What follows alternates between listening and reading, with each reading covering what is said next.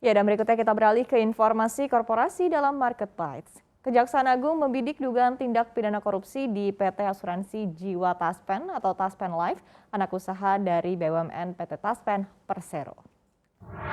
Kejagung pun telah memeriksa Kepala Divisi Keuangan dan Investasi PT Asuransi Jiwa Taspen periode 2017-2020 berinisial RS. Kepala Pusat Penerangan Hukum Kapus Penkum Kejagung Leonard Ebenezer Simanjuntak dalam keterangan pers tertulisnya menjabarkan kasus ini bermula pada 17 Oktober lalu, di mana PT Taspen melakukan penempatan dana investasi sebesar 150 miliar rupiah dalam bentuk kontrak pengelolaan dana di PT MCO Asset Management selaku manajer investasi dengan underlying berupa medium term note PT Prioritas Raditya Multifinance atau PRM.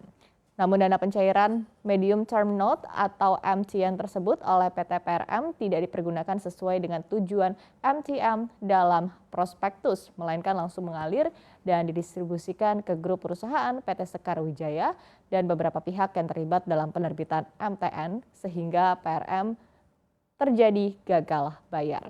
Kejagung menyebutkan dugaan kerugian keuangan negara dalam kasus ini mencapai 161 miliar rupiah.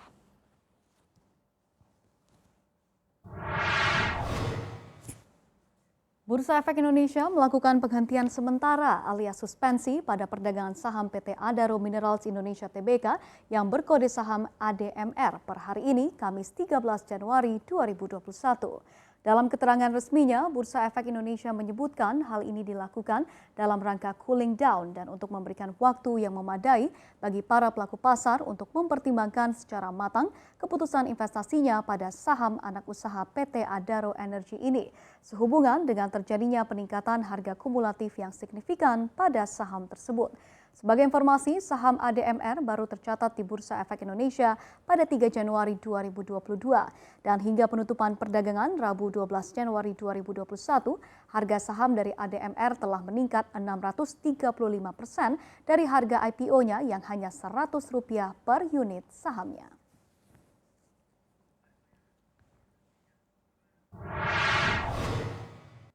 PT Garuda Indonesia Tbk kembali melayani penerbangan umroh bagi jemaah Indonesia pada Rabu kemarin.